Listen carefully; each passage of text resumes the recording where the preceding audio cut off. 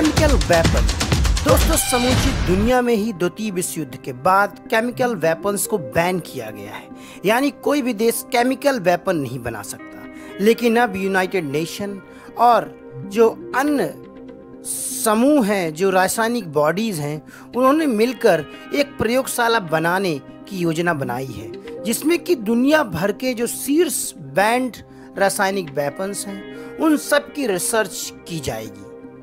वही OPCW के महानिदेशक फर्नांडो एरियस भी कहते हैं कि यह जो केंद्र होगा OPCW, जिसमें कि समूची दुनिया के बैंड रासायनिक हथियारों की स्टडी की जाएगी और भविष्य में होने वाले खतरों को ध्यान में रखते हुए रासायनिक वेपन्स की एक कड़ी भी डेवलप की जाएगी। वही इस सेंटर में ट्रेंड जो विश्लेषक एनालिस्ट होंगे, जो कि समूची दुनिया भर से जो केमिकल वेपन की स्टडी करके इस सेंटर को सपोर्ट करेंगे। दोस्तों, आइए जान लेते हैं केमिकल वेपन होते क्या हैं और इस जो नया सेंटर बना है OPCW, इसमें किस तरह के कार्य किए जाएंगे। दोस्तों, आप देख रहे हैं वर्ल्ड न्यूज़। कृपया हमारे चैनल को सब्सक्राइब, ज्वाइन और शेयर जरूर करें।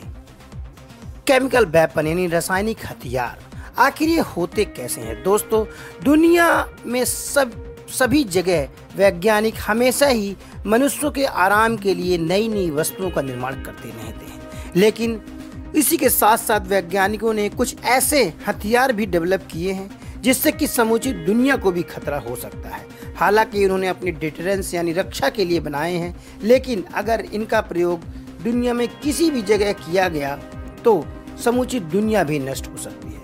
इन्हीं में से एक है रासायनिक हथियार यानी केमिकल वेपन्स। केमिकल वेपन्स ऐसे होते हैं कि अगर कहीं पर भी इसका प्रयोग किया गया तो वहाँ की नदियों या फिर अगर समुद्र में छोड़ा गया तो उसके आसपास जहाँ पर भी पानी बह के जाएगा, उससे वह केमिकल वेपन्स पूरे ही आबादी को इन्फेक्ट कर देंगे।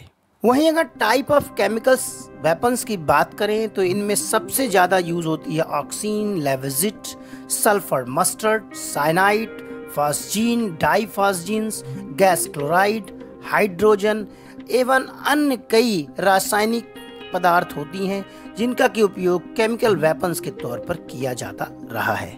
दोस्तों, आपको बता दें कि इन हथियारों को गैस या तरल किसी भी रूप में इस्तेमाल किया जा सकता है। इनके फैलने की गति चूंकि बहुत तेज होती है, इसीलिए यह कुछ ही मिनटों में हजारों और लाखों जान भी ले सकते हैं।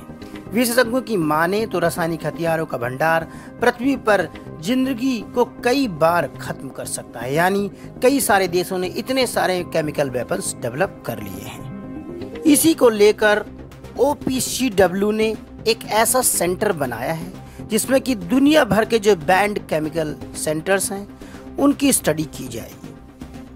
दोस्तों, यह संगठन नीदरलैंड में एक नई सुविधा का निर्माण करने जा रहा है, जहां से दुनिया भर के वैज्ञानिक रासायनिक युद्ध को रोकने, पहचानने और इसकी प्रतिक्रिया देने के लिए अपनी एक स्टडी करेंगे कि अगर कहीं पर भी केमिकल अटैक होता है तो उस पर रिएक्ट कैसे करना है, यानी उसका एंटीडोट कैसे डेवलप किया जाए। तो इसीलिए इसमें समूची दुनिया भर के जितने भी टाइप के केमिकल अटैक्स, केमिकल वेपन्स बने हैं, उन सभी की स्टडी की जाएगी। दोस्तों, इसी साल 12 मई को रासायनिक हथियारों के एक निषेध संगठन OPCW को आधिकारिक तौर पे मान्यता भी दी गई है।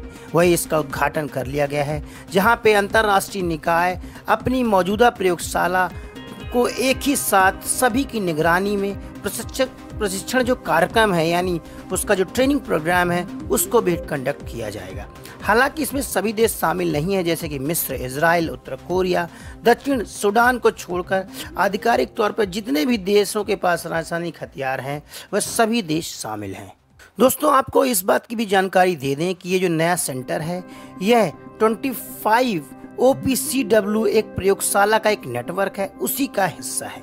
इसी के चलते centre for chemistry and technology का कार्य क्षेत्र में उसकी नेटवर्क को भागीदारी को बढ़ाने के लिए इस सेंटर को ओपन किया गया है, जिसमें कि समूची दुनिया भर में जितने भी टाइप के केमिकल वेपन्स बने हैं उन सभी के सैंपल्स को लाकर उनकी स्टडी की जाएगी। वही दोस्तों, आपको इस बात की जानकारी दे दें कि OPCW पहली बार अफ्रीकी देशों में प्रमाणित प्रयोगशाला पर भी काम कर रहा है। इसके वर्तमान जो ट्रेनर्स हैं उनमें अल्जीरिया, मोरक्को, केन्या, नाइजीरिया, दक्षिण अफ्रीका के वैज्ञानिक भी शामिल होगा। यह स्टडी हाल ही में नेचर जर्नल में भी प्रकाशित हुआ है, जिसमें कि इस बात की जानकारी दी गई है कि एक ऐसा सेंटर इस्टेब्लिश हुआ है नीदरलैंड में, जिसमें कि समूची दुनिया भर के केमिकल वेपन्स की स्टडी की जाएगी। नमस्कार।